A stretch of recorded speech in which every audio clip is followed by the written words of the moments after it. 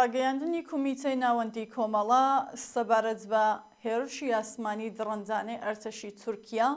بۆ سەرناوچەکانی نیشەجێبوون لە هەرێمی کوردستان و ڕۆژاوە. هێرشە ئاسمانیە دڕندەکانی ئەرتەشی تورکیا بۆ سەرناوچەکانی نیشەجێبوون و کوشتاری خەڵکی بیدفاع لە باکوور و ڕۆژهەڵاتی سووریا ڕۆژاوە و ناوچەی شەنگاڵ لە هەرێمی کوردستان بەردەوامە. لەم هێرشانەدا کە سەر لە بەیانی ڕۆژی پێنجشەممەوە دەستی پێکردووە، تا ئێستا دەیان کەس لە خەڵکی بێدفاع کوژران و ژمارێکی زۆریش بریندار بوون. شوێنی نیشەجێبوونی مەدەنی،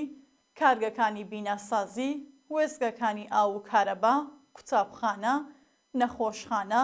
پاڵاوگا و کارخانەکان لە زۆمرەی ئامانجی بوردمانەکان بوون. ئەرتەشی تورکیا هاوکات لەگەڵ بەردەوامبوونی هێرشەکانی لە ڕۆژاوە بە دەستێژیکردنە سەر خاکی کوردستانی عێراق و دامەزراندنی دەیان بنکەی سەربازی لە قوڵایی ناوچەکەدا و هەروەها بە بوردمانی بەردەوامی ئەم ناوچەیە ماڵ و حاڵی خەڵک وێران دەکات، باخ و زەوی و زاری کشت و کاڵی لەناو دەبات و ئارامی و ئەمنیەتی لە خەڵک زەوت کردووە. بە جۆرێکە هەر ئێستا بەشێکی زۆری ناوچەی باکووری کوردستان لەلایەن ئەرتەشی تورکیاوە داگیرکراوە و ئەرتەشی تورکیا بەمبەستی مانەوە و جێگیربوونی لەو ناوچایانە دەیان بنکەی نوێ دامەزراندووە و هەزاران سەربازی تیادا جێگیر کردووە. ئامانجی دەوڵەتی تورکیا لەم کوشتارە لە کوردستانی سووریا کە تا دێت مەودە و چڕیەکەی زیاتر دەبێت،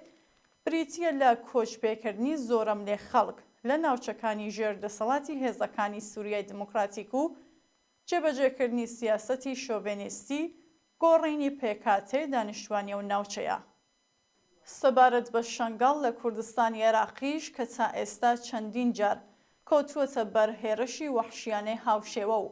ڕۆژی ڕابردوو 16 شوێنی نیشتەجێبوون بوردمان کراوە، گوشار خستنە سەر ئاوارەکانی نیشتەجێ کەمپی مەخموور و لە هەمان کاتدا کارکردنە لەگەڵ دەوڵەتی عێراق بەمبەستی زاڵکردنەوەی سەر لە نوێ کۆنترۆڵی دەوڵەتی ناوەندی بەسەر ئەم ناوچەیەدا. ئەم هێرشانە لە دۆخێکدا بەڕێوە دەچێت کە دەوڵەت و حەزبە سیاسیە ڕاگەزپەرستەکانی تورکیا بەمبەستی لە ناوبردننی بزووسنەوەی ئازادی خوازانە و عەداڵەت خوازانەی خەڵکی کورد